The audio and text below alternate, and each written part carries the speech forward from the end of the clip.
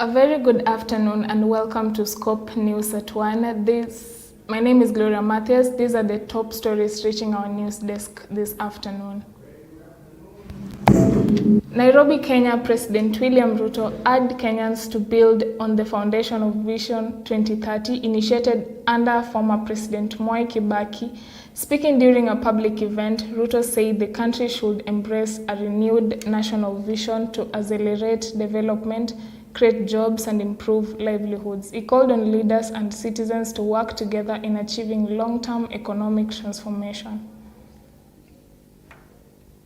Mheshimiwa Rais wa tatu, Mheshimiwa Mwai Kibaki, alitusaidia tukatengeneza ile inaitwa Vision 2030. Hiyo Vision 2030 ndio ikawa ni maono yetu, mpango yetu ya taifa, ikatufikisha mahali tukawa na katiba mpya. Sasa ni wakati wetu. Mahali tulipo sasa, tumedhibiti uchumi, mambo ya matibabu tumepanga, maneno ya housing tumepanga, maneno ya masomo tumepanga. Sasa ni nafasi yetu kama Wakenya tuketi chini pamoja, tupange destiny ya taifa letu la Kenya. Miaka 20-25 ijayo tunataka Kenya isimame mahali gani? Na sisi wote tukubaliane. Haiwezi kupangwa na serikali, haiwezi kupangwa na chama peke yake, haiwezi kupangwa na wachache. Sisi wote tutaketi chini tupange. Tukubaliane Kenya itakuwa wapi in the next 20-25 years. Ndio tumpatie imani huyu Nicholas na wenzake, watoto wa taifa letu la Kenya. Tuwaambie nafasi ya kazi itapatikana vipi. Tuwaambie wale wanalala njaa watawacha kulala njaa lini. That is what we must agree as a nation. Kama kuna mtu alikuwa na wasiwasi ama taswishi ya kwamba inawezekana, we have demonstrated in the last 4 years that it is doable. It is possible. So let's do it. Sikizeni marafiki zangu. Kenya haikuwa ya kwamba tuwe nchi huru, nchi ya demokrasia, nchi ya rule of law, na tuendelee vijana wetu hawana ajira. No. Tuendelee bado kuna watu hawawezi kupata matibabu. Hapana. Tuendelee ati bado kuna watu wanalala njaa. Hapana. We are supposed to be a democratic, united, under the rule of law, but also a wealthy and prosperous nation. Moving forward, Azimio la Umoja Coalition through MP Karoli Omondi unveiled resolutions chaired by former President Uhuru Kenyatta. The coalition announced the return of DAP, K and invented PDP, DP and Umoja na Maendeleo to join. Leaders say the move aims to strengthen opposition unity ahead of the future political engagements and provide a broader platform for national government and democratic reforms. Good evening, ladies and gentlemen. It is my duty now to communicate to the public the decisions made by the Azimio Council at their meeting this afternoon. 1, the Council resolved to reorganize the party structures, the various organs of the party, as well as to move forward with the rebranding of the Azimio Coalition. Secondly, the Council made a decision to admit 2 new members into its ranks. That is His Excellency Fred Matiang'i, the Honorable former Governor His Excellency Peter Munya, and Honorable Senator Lenny Kivuti to become the new council members. So there are 3. So there are 3 new members to the council. And thirdly, the council also made a decision to invite one of our founding members, DAP Kenya Party, to rejoin the coalition. And subject to their internal processes, the party leader, His Excellency Honorable Eugene Wamalwa, is here. He has confirmed they will be doing so. And finally, the council resolved to invite Umoja na Maendeleo Party, PDP Party, and the Democratic Party to become members of the coalition. And their respective party leaders are here, and they have also confirmed that subject to their internal processes, they will be joining the Azimio coalition. Thank you very much. Still on politics, Governor Fernandes Baraza criticized former Governor Wycliffe Oparanya over his political ambitions, saying leadership positions are earned through service. Speaking during a development event, Baraza urged Oparanya to focus on uniting Kakamega residents before seeking higher office. Supporters cheered as the governor reaffirmed his commitment to implementing development projects across the county. Good evening, ladies and gentlemen. It is my duty now to communicate to the public the decisions made by the Azimio Council at their meeting this afternoon. One, adui mkubwa wa jamii ya Wanga ni Wycliffe Ambetsa Oparanya. Nitoboe nisitoboe. Yule jamaa aliacha mashimo kubwa sana hapa kaunti. Nuiza nishivinga. Alianza soko ikakwama. Mimi nakamilisha saa. Ukienda kule Koyonzo, kunaenda Koyonzo market, alianza ikakwama. Mimi ndo nakamilisha. Ukienda Lidambita, ambaye ni Kolomani, alianza ikakwama. Mimi ndo nakamilisha. Ukienda Tumbeni, ambaye ni Malava Dairy Factory, yarao shilingi milioni 100 ikakwama. Mimi ndo nakamilisha. Nota cha Mahubu level 4 kule Shinyalu, ilikuwa imekwama. Mimi ndo naendelea kukamilisha. Buhungu Stadium ilikuwa imekwama. Mimi ndo nakamilisha. Level 6.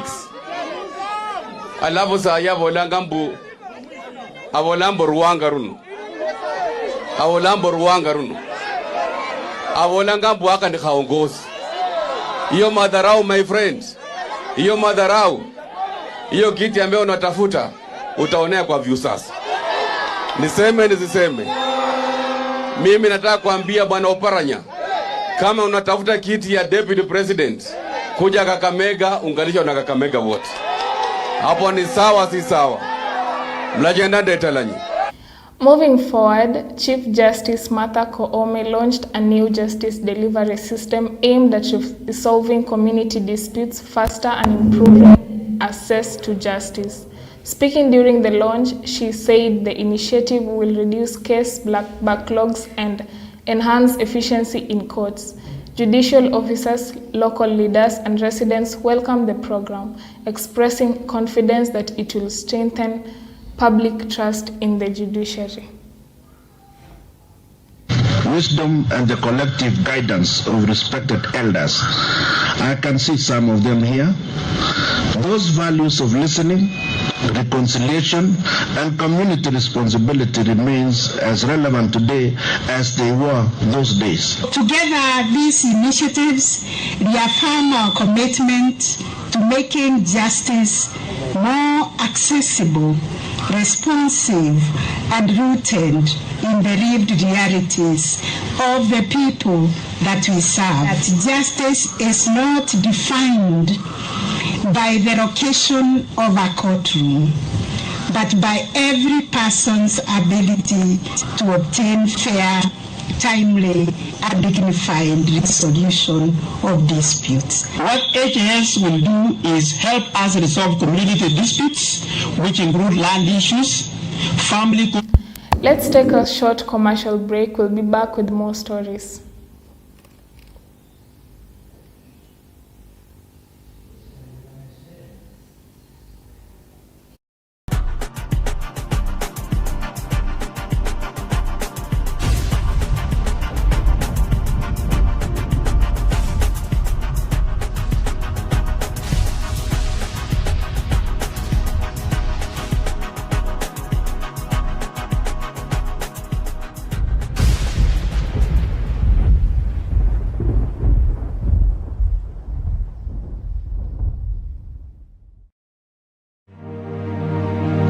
Be in gi lek mar bedo jafuambo, jalendo e wang' jowi, kata jalony e weche mag mbui.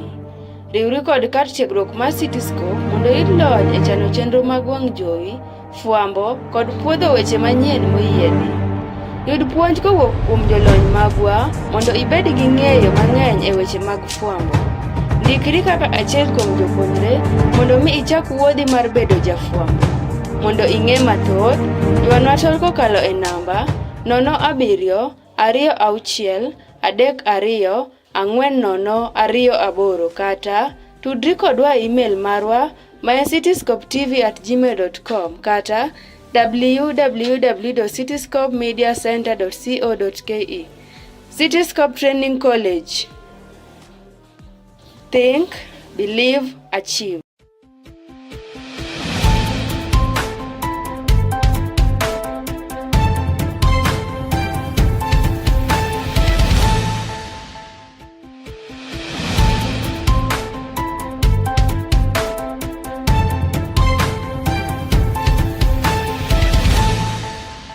Thank you so much for staying with us.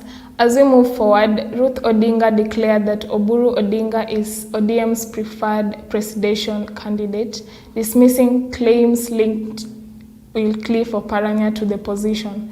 Addressing supporters, she accused Oparanya of attempting to influence the party's leadership. Ruth called on ODM members to remain united as the party prepares for future political activities and national leadership decisions. The presidential candidate must be the party leader of the party. We cannot therefore talk about somebody else being a party presidential candidate, yet the party leader who's supposed to be the candidate is there. And I'm not afraid to say things because the truth must be said and it will not rot. The truth will remain. Party leader in the constitution. Let us sit down, have an NDC, change the constitution and say that anybody else can become a party leader, a presidential candidate if it is not for the party leader. But before they change that, the only person who can become the party presidential candidate is the... Residents have raised concern over the increasing number of gender-based violence cases involving children. Teachers, politicians, and human rights activists call for urgent government intervention, stronger law enforcement, and community awareness campaigns. They urge parents and local leaders to work together to protect children and ensure offenders face the full force of the law. Mumeona juzi watoto wetu wakiuliwa wawili. Watoto wetu wanakuwa raped, tena wanauliwa. Hiyo ni kwa sababu sheria Kenya haijaundwa vizuri. Maana jambo la mtu kunajisi mtoto wa miaka 5 si jambo la kucheka. Elewa msimu wa sahi wa mitandao, kuna vile watoto wetu wanapitia depression. Watoto mmesoma, watoto kuna drug and substance abuse, wanatumia madawa ya kulevya kwa sababu wanapoteza imani. Na amani ikae katika nchi yetu ya Kenya. Kwa sababu amani ndio nguzo mkuu katika maisha yetu ya nchi yetu ya Kenya. Na hasa matumaini yetu, nchi yetu iwe na amani, kula zibiwe na amani. In Laikipia County, police arrested a woman suspected of murdering her husband after his body was discovered inside their house. Detectives launched investigations to establish the circumstances surrounding the incident. Neighbors reported on the matter to authorities, who processed the scene before moving the body to a mortuary for post-mortem examination as inquiries continue. Bibi yake kwa muda kidogo, mkumeshikana kwa muda kidogo, na wakati walipitana kidogo, watu wanapitana na wakakosana kidogo kwa nyumba. Mama alichukua chuma na akagonga mzee kwa kichwa, akamuumiza na mzee akafa. Mzee akafuta nyuma ya kufa, alichukua mzee akamkatakata mguu, akamkuja akamweka chini ya kitanda na akamfunika na mchanga. Akawa kama ako kwa mbelera. Sikusikia, nimesikia kwanza mzee hapatikani. Na alipopatikana ikasemekana hapo kwa nyumba yake na ameuawa. Anachukiwa wamejua ni bibi yake, bibi mwenye wanakaa naye, na ni bibi mwenye hajakaa naye muda mrefu, hata watu wake wenyewe hawajamjui vizuri, wengine wamemjua leo. Leo asubuhi tuliweza kupata ripoti ya kwamba kuna mzee mmoja ambaye ameuawa kwa kijiji kimoja kinaitwa Muramati, na police officers wakakuja wakafika hapa, and they were led by the suspect, yule ambaye kunasemekana kwamba ndiye ameua. Yule mzee ilikuwa inasemekana alikuwa ameoana for the last 2 months. And that marks the end of our news of today. My name is Gloria Matthias.